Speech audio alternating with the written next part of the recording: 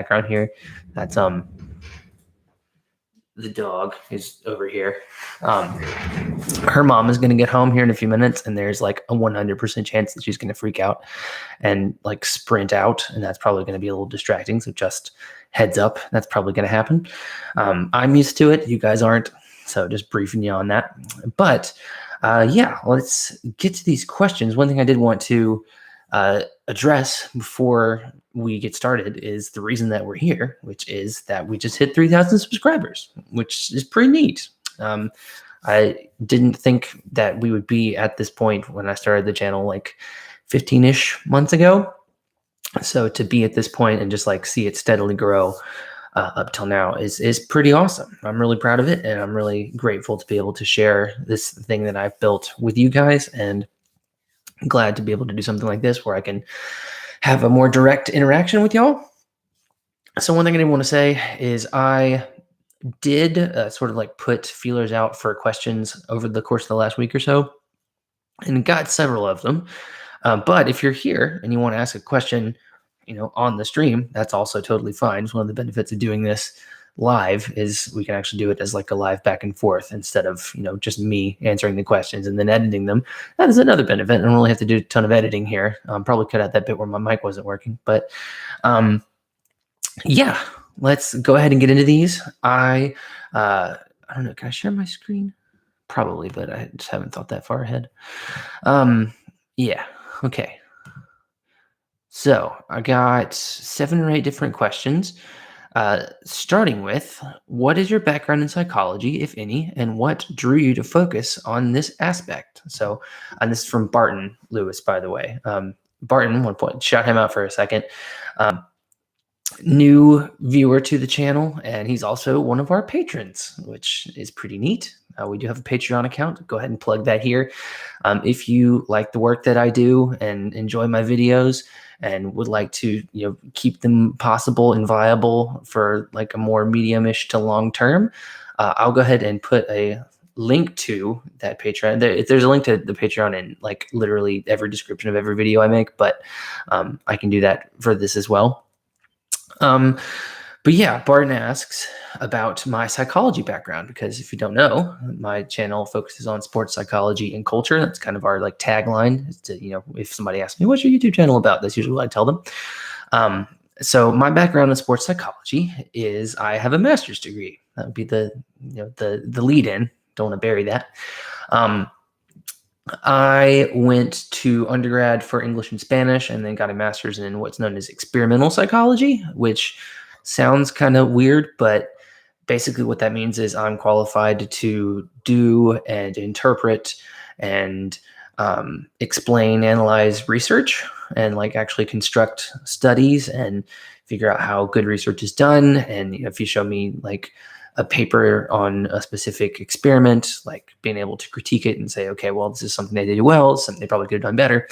All that kind of stuff came from that degree. A lot of emphasis on things like statistics, research methods, but also a lot of other stuff that was more like foundational psychological principles, which is the stuff that I actually teach. So I teach 201, which is your basic psychology survey course to freshmen and sophomores.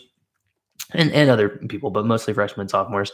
And one of the cool things that I've found is sort of the synergy between that job and this one. Like a lot of times video ideas I get will come from interactions that I have with students, and it won't necessarily be like directly that they're not going to be like, hey, here's this question about like, Javier Baez on the World Series winning Cubs team. That would be kind of indirect and random. Awesome. But doesn't happen all that often. What is more likely to happen is I'd be explaining something about psychology specifically, and then while I'm teaching, I'm like, that kind of sounds like this other thing over here. A great example in the Moneyball video, which is the last one I just did. I was teaching about mental set the other day and how it's difficult for us to sort of accept new information, new behaviors, all that kind of stuff about something that we're familiar with, because we have this mental set already established. And to me, that sounded like old baseball scouting, that scene in Moneyball where they're, talking with Brad Pitt and, he's talking to them like they're dinosaurs, because they kind of are.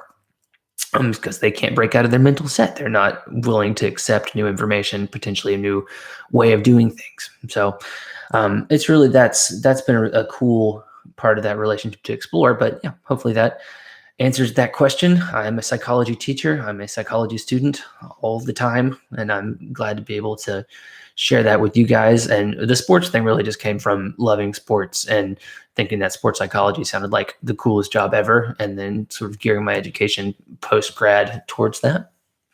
Okay, question number 2, and this one is also from Barton. A couple people asked multiple questions, and I think there were like maybe one or two who's like I couldn't track down the source of, but I'll try and give credit to the people that send in questions. And again, if you have one while you're here, please do ask it, and I will try and answer it as best I can.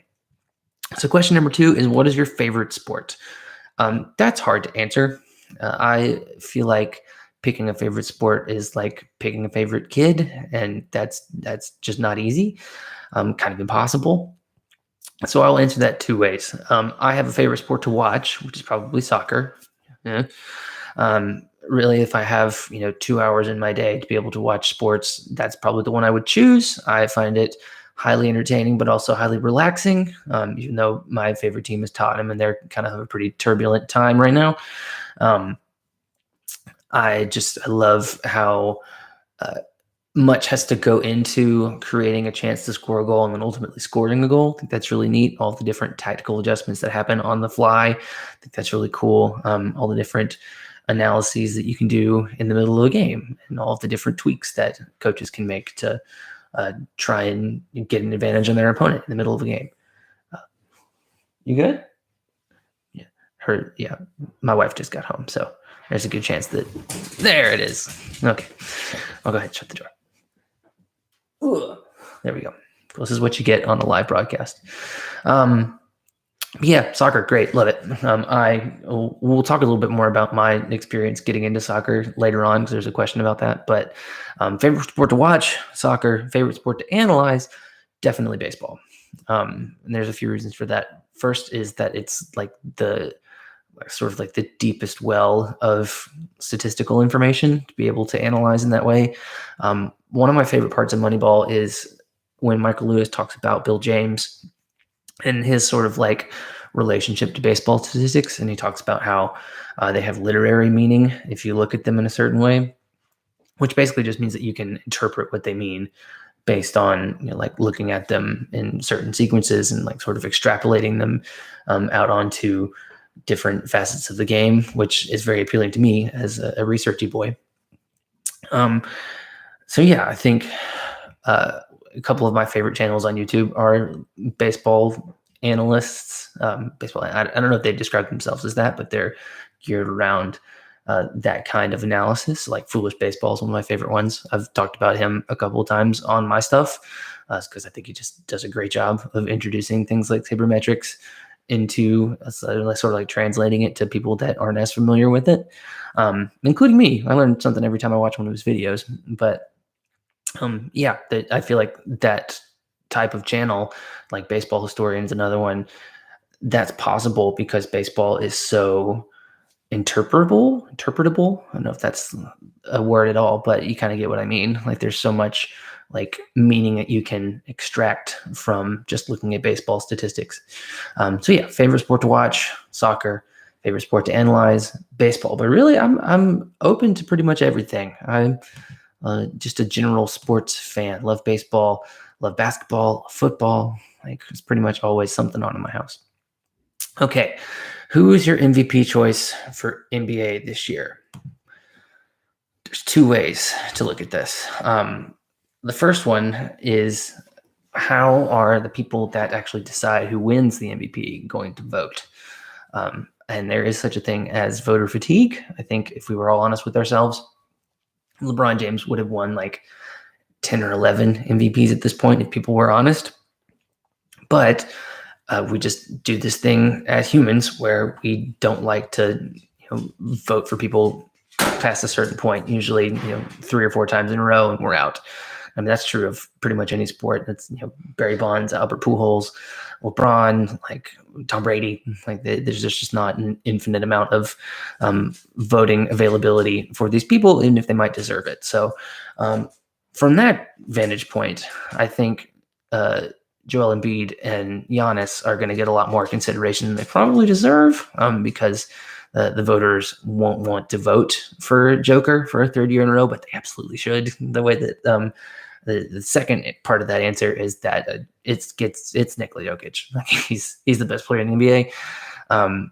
If you look at pretty much any like player value statistic, offensive or defensive efficiency, win shares, like true shooting percentage, like he's at the top of those rankings or very close to the top. And like he's the most valuable player. Like pretty much any metric that you use, it's got to be Jokic. But I think his candidacy is in jeopardy because he's won it for the last 2 seasons. So there's a good chance that the NBA people go, let's give it to somebody else, which is dumb and they shouldn't do it. But that is how these things tend to work because, like the things we talked about on this channel a lot, humans are weird and their brains work in weird ways. Hold on. There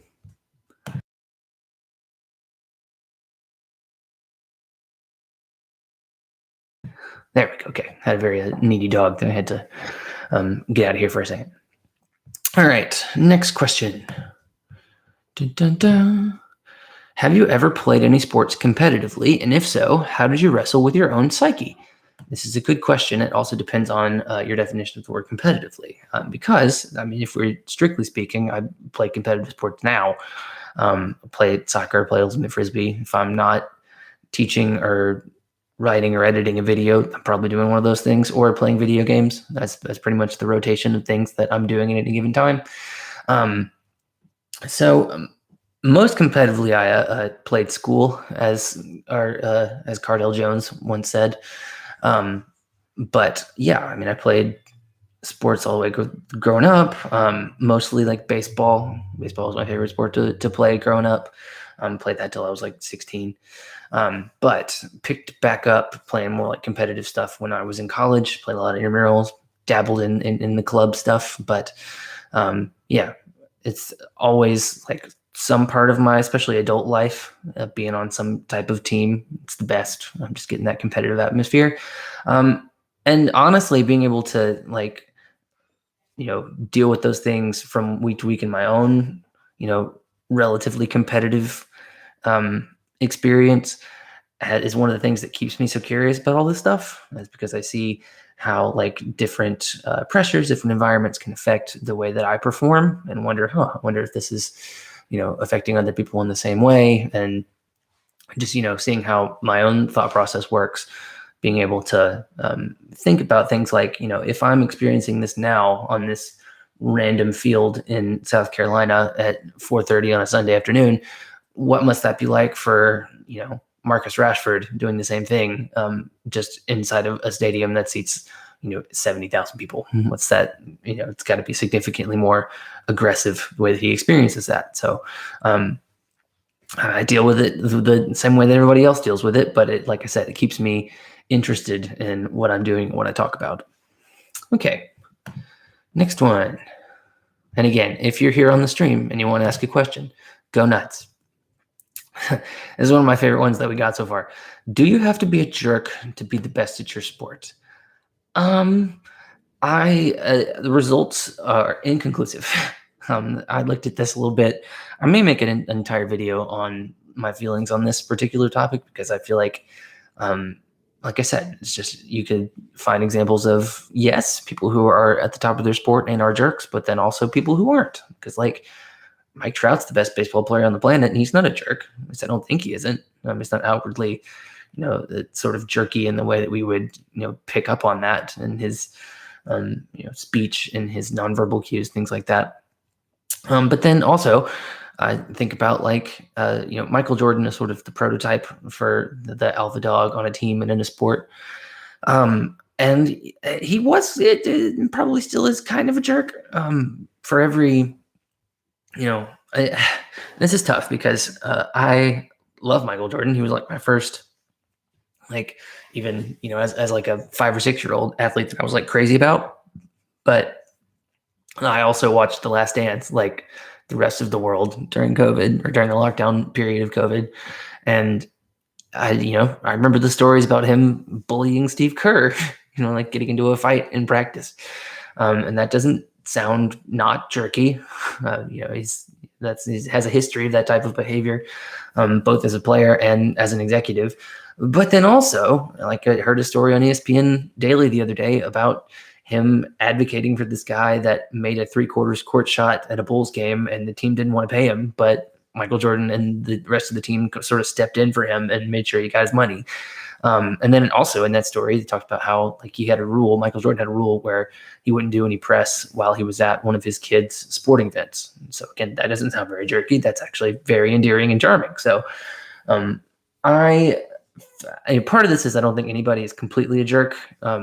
Most of the time, there's like a few examples, obviously, of total jerks, but there's not that many. And for somebody to be like on a successful like sports team for a long period of time and to do well and be able to like interact with their teammates for that amount of time, I feel like they can't just be like a complete pain to be around. Like, there has to be some type of reciprocal symbiotic team environment where they're making each other better, and they're making whoever that particular athlete is better, and that's not conducive to somebody who's like completely self-absorbed or self-centered. But yeah, I think that, and part of this also is people can read into what is jerky behavior differently in different people.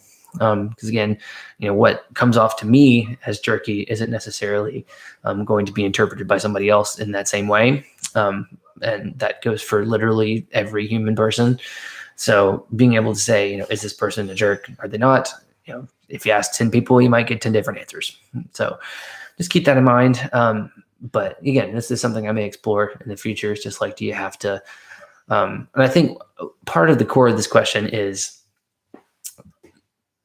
the emotional sacrifices that these people, male and female athletes, have to make to be at the top of whatever sport we're talking about at the elite level. I feel like that definitely can come across as what we would say like abnormal or deviant behavior in the psychology world. And that may be where the perception of them being a jerk comes from. Again, because they have put being elite at their sport over pretty much everything else priority-wise. Which might rub some people the wrong way. So just, there may be some confirmation bias in there as well of like where, we're expecting them to behave in a certain way and then they don't, because again, they have different priorities than we do. So I think that's a pretty complicated question, but my instincts are no, you don't have to be a jerk to be the best at your sport, but there probably is a pretty decent correlation between those two things. I don't know how high it is, and it's literally impossible to measure. But yeah. Okay. Next question. Who is your sleeper team to go far in the NBA playoffs? This is from Justin Lester. So this is kind of cheating. Let's see. When did they play? Hold on. They lost game 1. But I would say the Cleveland Cavaliers would be my sleeper team, because I feel like to be a true sleeper team, you can't be super team eligible. So like the Lakers are whether the 6 or the 7, I think they're the 7 seed. Let me just pull this up so I'm not just making things up. NBA playoffs bracket. Yeah. So my point in saying that is like, even though like the Lakers, who are a 7 seed and have already like won one game against the Grizzlies, they're not a sleeper team, right? They've already won a title. It's LeBron and Anthony Davis. Like, that's not a sleeper team. The Clippers, same deal. Like, even if they're a 5 seed and they, make it to the NBA Finals, like that team's built to do that. Like, they've spent a ton of money and given up a bunch of resources to be able to be in that position. So not a sleeper team. In the East, looking like, I just feel like the East is relatively top heavy. So like, that's kind of a relevant point. But I say the Cavs because for 2 reasons. One of the things that I look at the most when I'm trying to figure out if a team is going to do well in the playoffs is their balance of offensive and defensive efficiency. And the Cavs are top 10 in the league in both. So they're really well balanced, which is important. And they also have a true alpha. I feel like having a go guy is important in winning an NBA series, and Donovan Mitchell's that guy. So he's got some good, solid young stars underneath him as well. But if in a pickle, give the Spider the ball and just hope for the best. I feel like a team like the Trailblazers did something along those lines for many years and did relatively well, considering they were in the same conference as the Warriors for a long time. So I would say the Cavs. I want it in my heart of hearts to be the Kings. I just can't fully commit to that, even though they did win game 1. So it's possible now, but they're playing the Warriors. So I'm not feeling great about that. And if in the event that they beat the Warriors, in the entire series, they're getting some combination of the Nuggets, who are the number 1 seed, the Suns or the Clippers, who are essentially super teams. And so I'm going to go Cavs.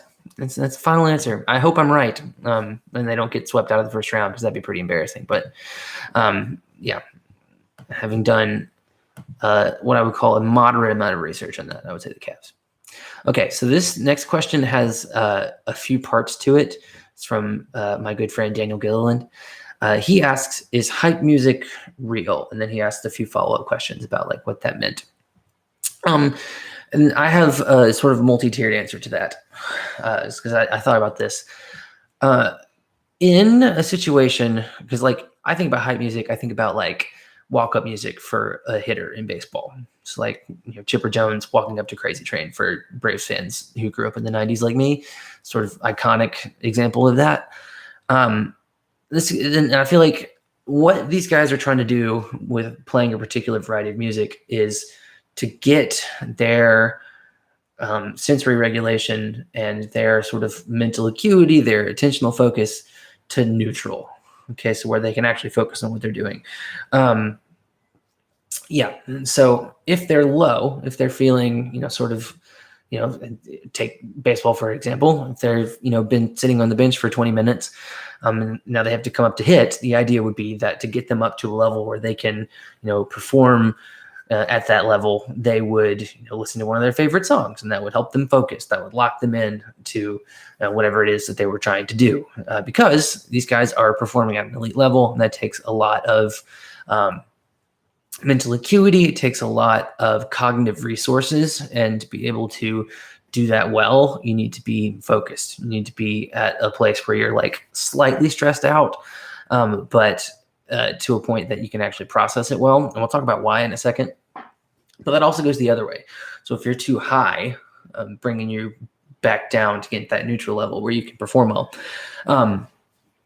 So from a sensory perspective, I want you guys to keep this in mind. If I am a football player, playing in the SEC on a Saturday in October, and I'm playing in a stadium that has 80,000 people in it, and I, at all times, and this is true of any human person at any moment ever, am just being bombarded constantly with sensory information. So we don't think about it this way, because we tend to only view our 5 senses and what we are experiencing actively in the moment. So things that we're hearing, and we're recognizing that we're hearing. So you hearing my voice right now, you're hopefully paying attention to that, and you're taking that on board. You're not filtering that out immediately. But at the same time that you're hearing this, I'm sitting here in my office, and I can hear my air conditioning going. I can hear my cat over in the next room, meowing at a bird outside. I hear my wife making dinner. All of these things are going in my brain, but most of them are just filtering right back out. The issue with that is, and that applies to things that you're seeing, things you're smelling, things you're touching and tasting. All of those senses are on all the time, and your brain has to decide what's important, what isn't.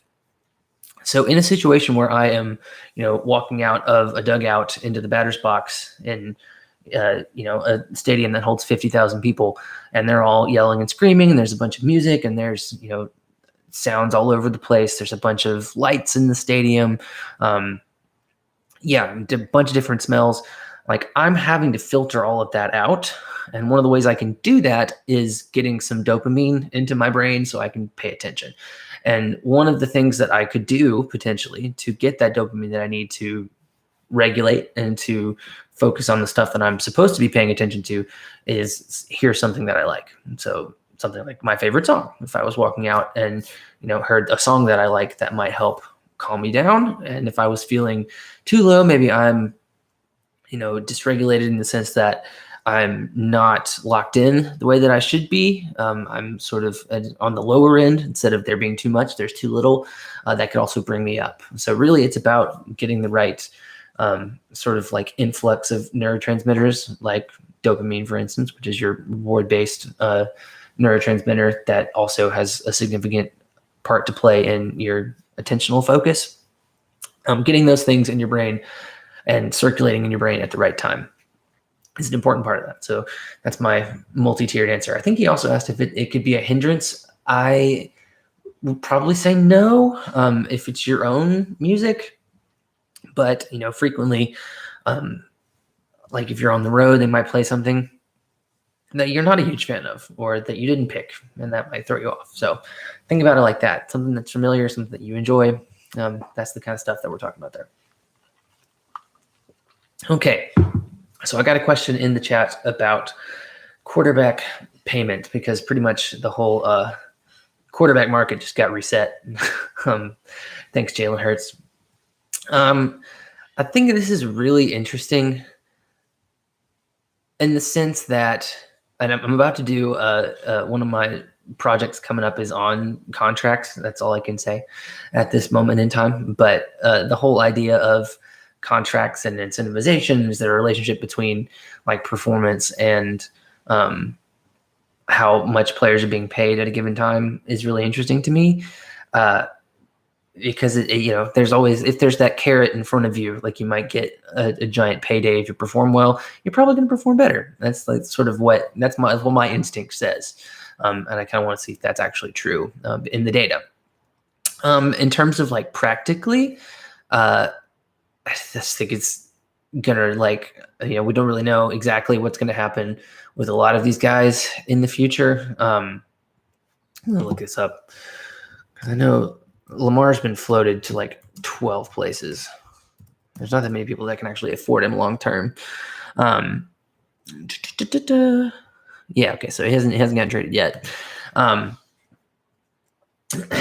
So I don't know. Like, I mean, Lamar's probably pretty pleased with looking at how Jalen Hurts is going to get paid over that number of years, and that amount of guaranteed money is really impressive also.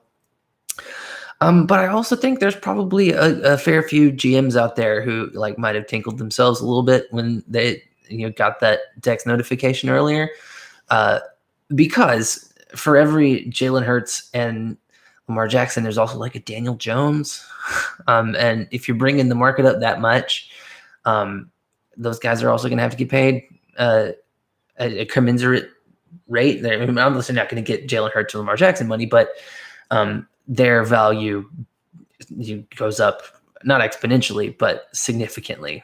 I think that's going to be really interesting. We're going to see some like pretty mid guys get a lot more money than we would have in the past. And like, I'm not bothered by that. Like, market value dictates, how much these guys should be getting at a given time. But I also, if I'm trying to think of a good example here, because like, Joe Burrow getting paid doesn't wig me out. But think about it, like in the past, Ryan Tannehill got a huge contract a few years ago. There's going to be a lot more of those. That's just the likelihood that looks like where things are headed. So again, doesn't bother me, but I'm really interested to see like who's going to be not just in the elite tier category, but sort of in that B and C tier category, the numbers that we're going to see, because we've seen that in baseball. Like depends on when like collective bargaining agreements are signed and if salary caps go up and things like that. But just remember that a few years ago when the NBA salary cap went up like a whole bunch in that one offseason, they had like Timofey Mozgov getting stupid money. I think we might see something similar to that before the market sort of like cools down. But yeah, that's my long-winded response to that. It's good for Jalen. Love Jalen. Absolutely do claim him as a former Alabama player, even though that's frowned upon in some circles. But yeah, okay. So my last question that I have here is, how would you get someone who into soccer who doesn't know that much about it? So I can't be overly like prescriptive on this, I don't think, but I can be descriptive. I can tell you sort of my experience in how I got into soccer and or football. Okay, we're going to talk about this for a second. Anytime I make a video about that particular sport, and there's only been a few of these, if those do get comments or if I get tweeted at, somebody complains about me calling it soccer, and like here's my thing. I want to live in a world where we can call it soccer and football interchangeably, and the people who are like adamant that it's football, which is usually people in Europe and Europe adjacent countries, are going to get annoyed if I call it soccer, and the people in this country are going to get annoyed if I call it football because we also have a football.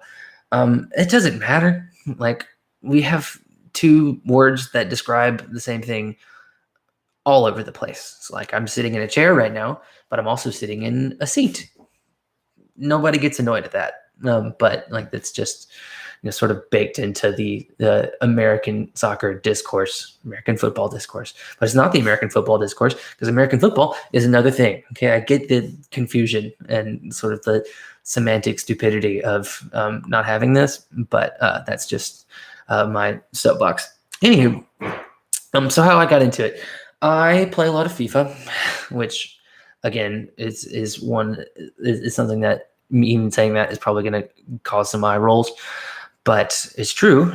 And the reason that I bring that up is because previously, if I had seen some type of European soccer content, if it was I knew who David Beckham was, I knew who Steven Gerrard, Drogba, all these like elite caliber players, but sort of the joy that I have found is exploring those teams and clubs more fully, and FIFA was sort of my avenue to that.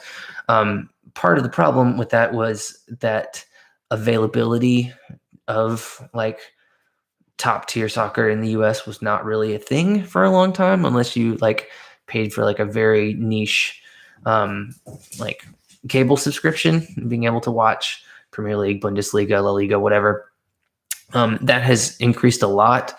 Not as much as I would like, honestly, like to be able to watch, any league you want to and any game you want to from those leagues. Like, you pretty much have to have some sort of subscription to ESPN Plus or Peacock, Apple TV Plus, like all of these.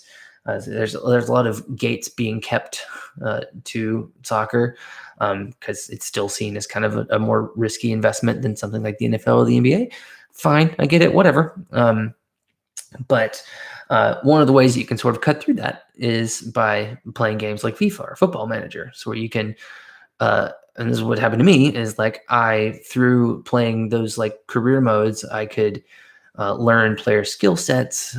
This guy's really fast. This guy's got a really good shot. This guy's a really good dribbler, all that kind of stuff. This guy's young. This guy's from Germany. This guy's from Spain. Like, you sort of develop this working knowledge base. And then, if you do get to watch a game, and even if it's, like a World Cup match,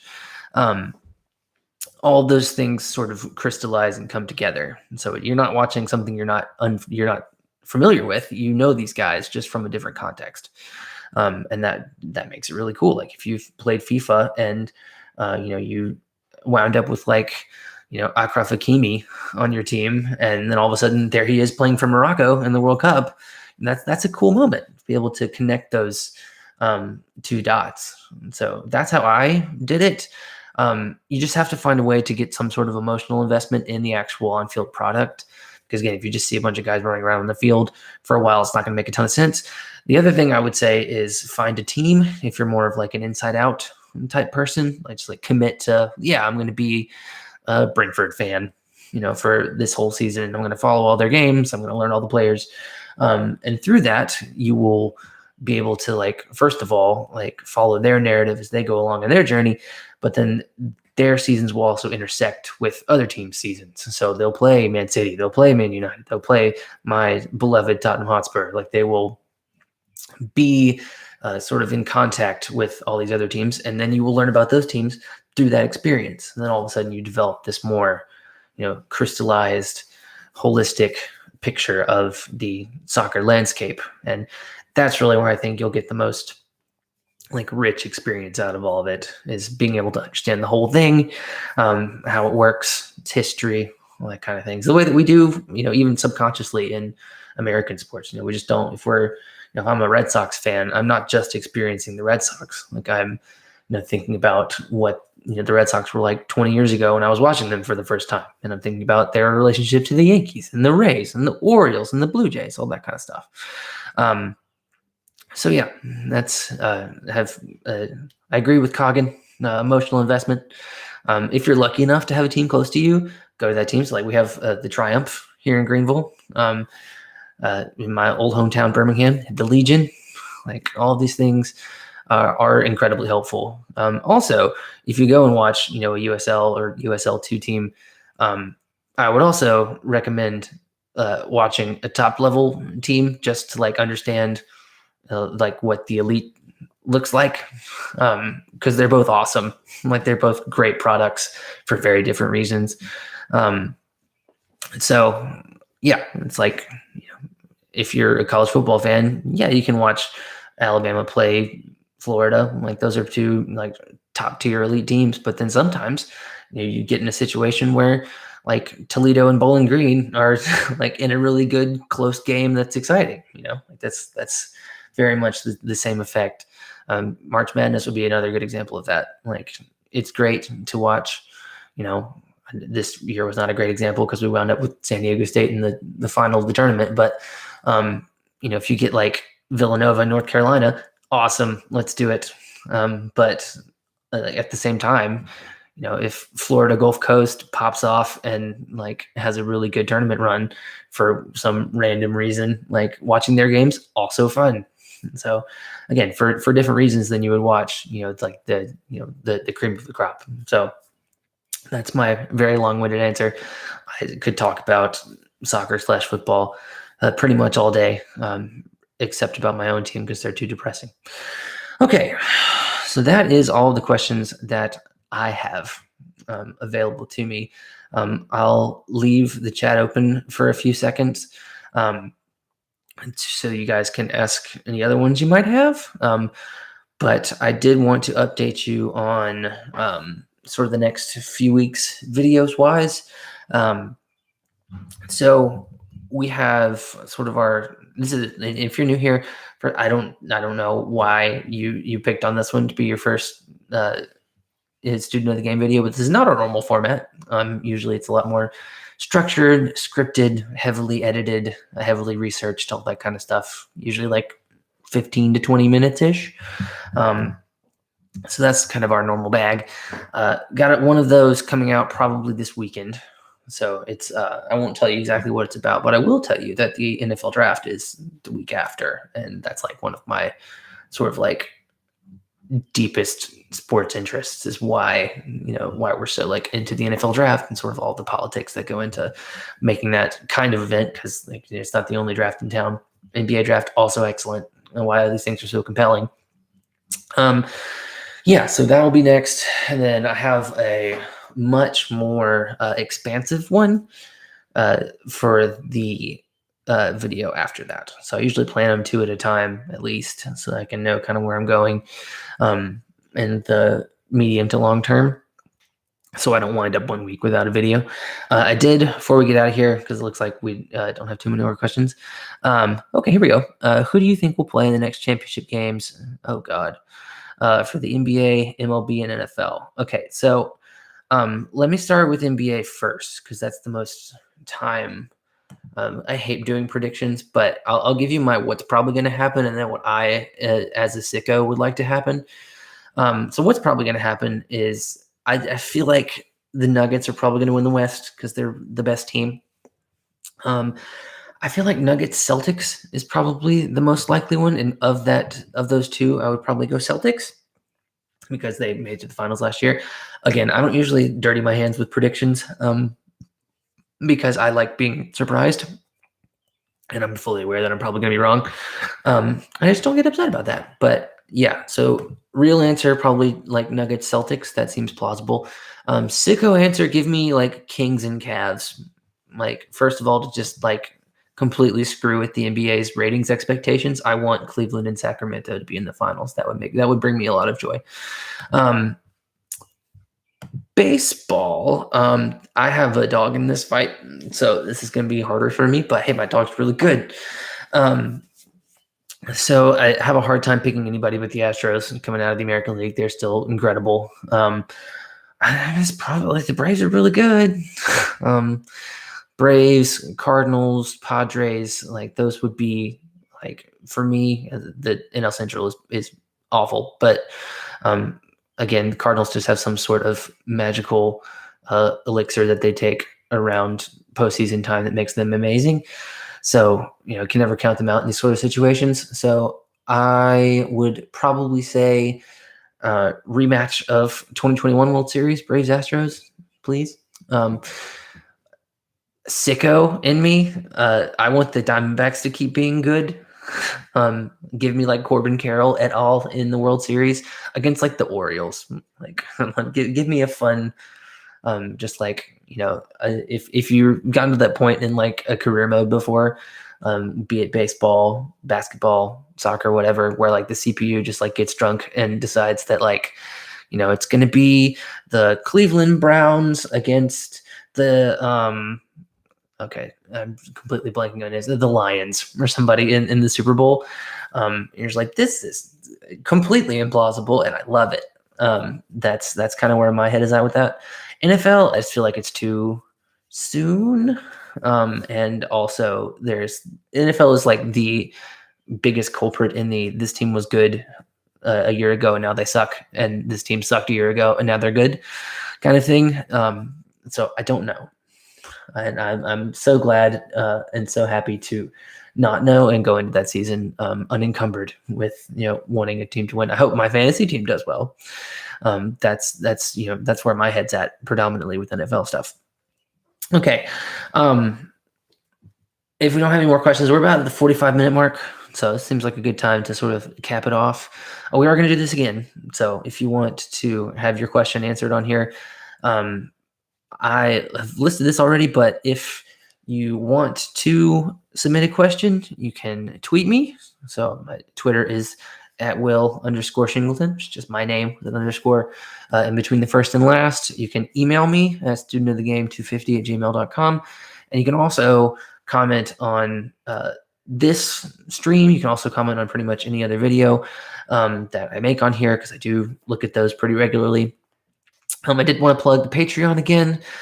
You can contribute to the Patreon for as little as $1 a month. That is fine. There's a bunch of different tiers that you can give to. And again, what that goes to is me being able to pay for things like subscription services to, if that's something like StatHead, which is where I pull a lot of baseball information from, but also NFL, if I'm doing an NFL video, NBA, if I'm doing one of those, like all of that is really helpful.